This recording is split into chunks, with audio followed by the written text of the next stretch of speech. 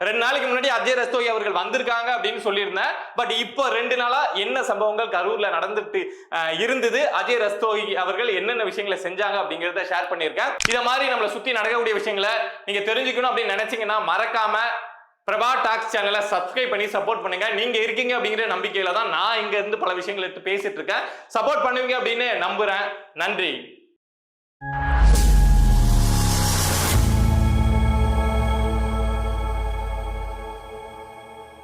அனைவருக்கும் வணக்கம். கரூர் கூட்ட நெரிசல் சம்பந்தமான வழக்கு விசாரணையை சிபிஐ நடத்திட்டு இருக்காங்க அப்படிங்கிறது நமக்கு தெரியும். இது சம்பந்தமா 2 நாளைக்கு முன்னாடி ஒரு வீடியோ போட்டிருந்தேன். என்ன அப்படின்னா, சிபிஐ விசாரணையை கண்காணிக்கக்கூடிய உச்ச நீதிமன்றத்தோட ஓய்வு பெற்ற நீதிபதி அஜய் ரஸ்தோகி அவர்கள் நேரடியா கரூர் வந்திருக்காங்க அப்படிங்கிற சம்பவத்தை சொல்லியிருந்தேன். அதே மாதிரி அவங்க பொதுமக்கள் கிட்ட இருந்து கோரிக்கை மனு வாங்கி இந்த வழக்கு விசாரணையை தொடர போறாங்க அப்படிங்கிற விஷயத்தையும் சொல்லியிருந்தேன். சோ அதுக்கப்புறம் இந்த 2 நாளா என்ன நடந்தது, என்ன விசாரணை போச்சு அப்படிங்கிறது தான் இந்த வீடியோல பார்க்க போறோம். ஃபர்ஸ்ட் விஷயம், அங்க இருந்து வந்த அஜய் ரஸ்தோகி அவர்கள் பொதுமக்கள் கிட்ட இருந்து கோரிக்கை மனு வாங்கினாங்களா, பொதுமக்கள் இந்த சம்பவத்தை பத்தி என்ன நினைக்கிறாங்க அப்படிங்கிற கோரிக்கை மனு வாங்கினாங்களா அப்படின்னா, நேரடியா அஜய் ரஸ்தோகி அவர்களே பொதுமக்கள் கிட்ட இருந்து இந்த சம்பவத்துல பாதிக்கப்பட்ட துயரப்பட்ட அந்த மக்கள் கிட்ட இருந்து கோரிக்கை மனு அப்படிங்கிறத வாங்கியிருக்காங்க. அந்த கோரிக்கை மனுவை வச்சு என்ன நடவடிக்கை எடுப்பாங்க, அது சம்பந்தமான விசாரணை எப்படி போகும் அப்படிங்கறதெல்லாம் நம்ம பொறுத்திருந்து தான் பார்க்கணும். அது தவிர இந்த 2 நாள்ல வேற என்னென்ன விசாரணை நடந்திருக்கு அப்படின்னா, 5 மருத்துவர்கள் கிட்ட அஜய் ரஸ்தோகி அவர்கள் விசாரணை அப்படிங்கிறத நடத்தியிருக்காங்க. யாருப்பா அந்த 5 மருத்துவர்கள் அப்படின்னா, இந்த கரூர் துயர சம்பவம் நடந்தது இல்ல, அதை அத்தனை பிரைவேட் ஹாஸ்பிட்டல் பக்கத்துல இருந்தோம், அதெல்லாம் தாண்டி அரசு மருத்துவமனைக்கு கொண்டு போய் சேர்த்தாங்கல்ல, சேர்த்தப்போ அவங்களுக்கு சிகிச்சை அளிச்சிருப்பாங்கல்ல, சோ அந்த மருத்துவர்கள் கிட்ட விசாரணை அப்படிங்கிறத நடத்தியிருக்காங்க. எத மாதிரியான சூழல்ல அங்க அவங்க தூக்கிட்டு வரப்பட்டாங்க, வந்த உடனே எவ்வளவு நேரத்துல அவங்களுக்கு சிகிச்சை கொடுத்தீங்க, எத்தனை பேருக்கு கொடுத்தீங்க அப்படிங்கிற அடிப்படையில அந்த விசாரணை அப்படிங்கிறது போயிருக்கு. அது மட்டும் கிடையாது, எல்லாருக்கும், எனக்கு மட்டும் கிடையாது, தமிழ்நாடு முழுக்க இருக்கக்கூடிய ஒரு சந்தேகம் இருக்குல்ல, எப்படி ஒரே இரவுல அவங்களுக்கு போஸ்ட்மார்ட்டம் அப்படிங்கிறத அத்தனை பேருக்கு பண்ண முடிஞ்சது, அந்த போஸ்ட்மார்ட்டம் செய்யக்கூடிய அந்த ஸ்லாப் எத்தனை இருந்தது, எத்தனை மருத்துவர்கள் தயாரா இருந்தாங்க அப்படிங்கிற சந்தேகம் இருந்தது இல்ல. சோ அது சம்பந்தமாவும் இந்த 5 மருத்துவர்கள் கிட்ட வழக்கு அந்த விசாரணை அப்படிங்கிறத நடத்தியிருக்காங்க. இந்த 5 மருத்துவர்கள்ல சில பேர் சிகிச்சை கொடுத்தவங்க, சில பேர் அந்த போஸ்ட்மார்ட்டம் பண்ணவங்க.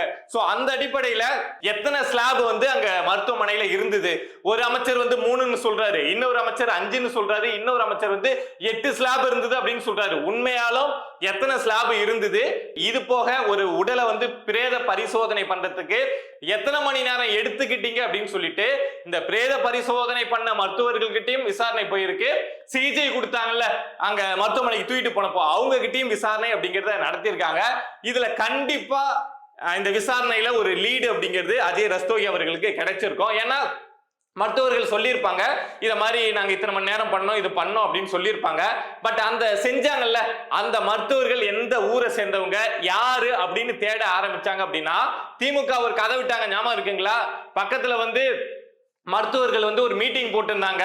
சோ இங்க இந்த சம்பவம் நடந்த உடனே அங்க இருந்த மருத்துவர்கள் எல்லாம் நாங்க இங்க வர வச்சு அவசரமா இந்த போஸ்ட்மார்ட்டம் அப்படிங்கறத செஞ்சு முடிச்சோம் அப்படின்னு ஒரு கதை விட்டுருந்தாங்கல்ல.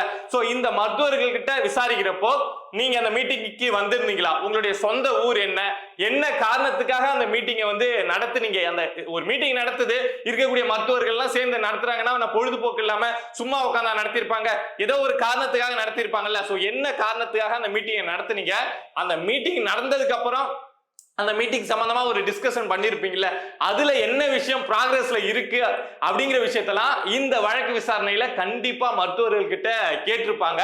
ஓரளவுக்கு மருத்துவர்கள் பூசி மொழிகி ஏதாவது சொல்லி சமாளிச்சிருக்கலாம். பட் 5 பேரை தனித்தனியா விசாரிக்கிறப்போ ஒருத்தவங்க சொல்லக்கூடிய கருத்தும் இன்னொருத்தவங்க சொல்லக்கூடிய கருத்தும் மாத்தி மாத்தி இருக்கிறப்போ ஒரு கட்டத்துக்கு அப்புறம் அந்த மருத்துவர்கள் உண்மையை சொல்லிதான் ஆகணும்.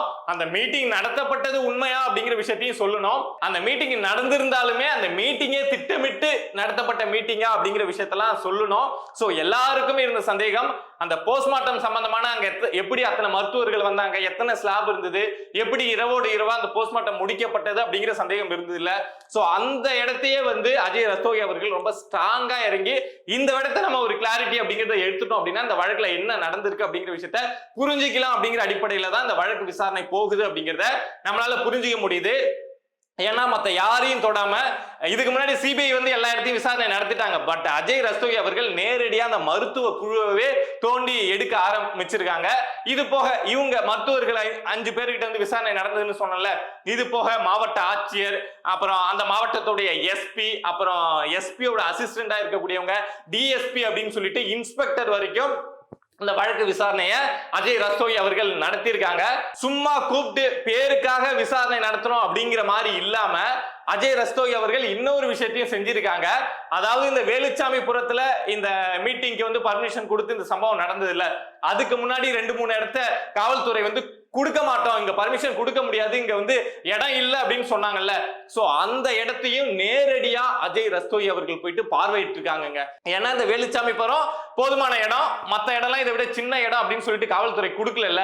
சோ அங்க போய் பார்த்துட்டு இது ஸ்பேஷியஸா இருக்கா, வேலுச்சாமிபுரம் வந்து நிறைய ஸ்பேஷியஸா இருக்கா அப்படிங்கிற அடிப்படையிலையும் விசாரணையை நடத்திருக்காங்க. நேரடியா அஜய் ரஸ்தோகி அவர்கள் போயிட்டு பார்வையிட்டு இருக்காங்க.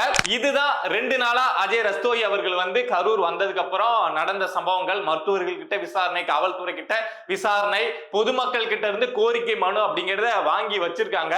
சோ இத வச்சு அடுத்த கட்டமா என்னென்ன தகவல் அங்க போலீஸ்காரங்க என்ன தகவல் சொன்னாங்க, மருத்துவர்கள் என்ன சொன்னாங்க, பொதுமக்களுடைய கோரிக்கை மனுவில் என்ன இருக்கு அப்படிங்கறத வச்சுதான் இந்த வழக்கு விசாரணை அப்படிங்கிறது அடுத்த கட்டமா நகர்வதற்கான வாய்ப்பு அப்படிங்கிறது உண்டு. அடுத்த கட்டமா என்னப்பா இருக்கும் அப்படின்னு ஒரு கெஸ்ஸிங் எல்லாருக்கும் வரும்ல, நமக்கும் தோணும்ல. ஏன்னா போன வாரமே வந்து தமிழக வெற்றி கழகத்தை சேர்ந்த நிர்மல் குமார், ஆதவ் அர்ஜுனா, புஷி ஆனந்த் இவங்க கிட்ட எல்லாம் சிபிஐ விசாரணை நடத்தியிருக்காங்க. பட் திமுக தரப்புல இருந்து யாருக்கிட்டையும் இன்னும் கீழே நிர்வாகிகள் கிட்ட விசாரணை அப்படிங்கிறது நடந்திருக்கு.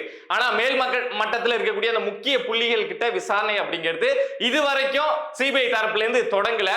பட் அடுத்த கட்டமா யாரு இந்த வழக்கு சிபிஐ நடத்தினாலும் சரி, அஜய் ரஸ்தோகி அவர்கள் கூடயே இருந்து இந்த வழக்கு விசாரணை நடந்தாலும் சரி, என்ன நடக்கலாம் அப்படின்னா திமுகவை சேர்ந்த முக்கிய நபர்களுக்கு, அமைச்சர் அந்த ரேஞ்சில் இருக்கக்கூடிய நபர்களுக்கு, இல்ல இதுக்கு முன்னாடி அமைச்சரா இருந்துட்டு திரும்ப நான் அமைச்சர் ஆயிடுவேன், நான் ஜெயில இருந்துட்டு வந்தாலும் பரவாயில்ல, அமைச்சர் ஆயே தீருவேன் அப்படின்னு ஆசையோடு இருக்கக்கூடிய நபர்களுக்கு சம்மன் அப்படிங்கிறது இஷ்யூ பண்ணப்படுவதற்கான வாய்ப்பு அப்படிங்கிறது உண்டு. அப்படி அவங்களுக்கு சம்மன் இஷ்யூ பண்ணி கூப்பிட்டு விசாரிக்க ஆரம்பிச்சாங்க அப்படின்னாவே நம்மளால புரிஞ்சுக்க முடியும், கண்டிப்பா அவங்களுடைய கை வந்து இந்த சம்பவத்துல இருக்கு, அவங்களுடைய துரோக செயல் வந்து இந்த சம்பவத்துல இருக்கு அப்படிங்கறத நம்மளால புரிஞ்சுக்க முடியும். இந்த சிபிஐ விசாரணையில அடுத்த கட்டமா ஏதாவது அப்டேட் வந்தது, இந்த நபரை கூப்பிட்டு திமுகவுல இருந்து சிபிஐ வந்து சைலண்டா விசாரிச்சுட்டு இருக்காங்க, இந்த நபருக்கு இதுல ஒரு தொடர்பு இருக்கு அப்படிங்கிற மாதிரி தகவல் ஏதாவது தெரிய வந்தது அப்படின்னா நான் கண்டிப்பா உடனடியா வந்து உங்ககிட்ட ஷேர் பண்ணுவேன். 2 நாளைக்கு முன்னாடி அஜய் ரஸ்தோகி அவர்கள் வந்திருக்காங்க அப்படின்னு சொல்லியிருந்தேன். பட் இப்போ 2 நாளா என்ன சம்பவங்கள் கரூர்ல நடந்துட்டு இருந்தது, அஜய் ரஸ்தோகி அவர்கள் என்னென்ன விஷயங்களை செஞ்சாங்க அப்படிங்கிறத ஷேர் பண்ணியிருக்கேன். இத மாதிரி நம்மளை சுத்தி நடக்கக்கூடிய விஷயங்களை நீங்க தெரிஞ்சுக்கணும் அப்படின்னு நினைச்சீங்கன்னா மறக்காம பிரபா டாக்ஸ் சேனலை சப்ஸ்கிரைப் பண்ணி சப்போர்ட் பண்ணுங்க. நீங்க இருக்கீங்க அப்படிங்கிற நம்பிக்கையில தான் நான் இங்க இருந்து பல விஷயங்களை எடுத்து பேசிட்டு இருக்கேன். சப்போர்ட் பண்ணுவீங்க அப்படின்னு நம்புறேன். நன்றி.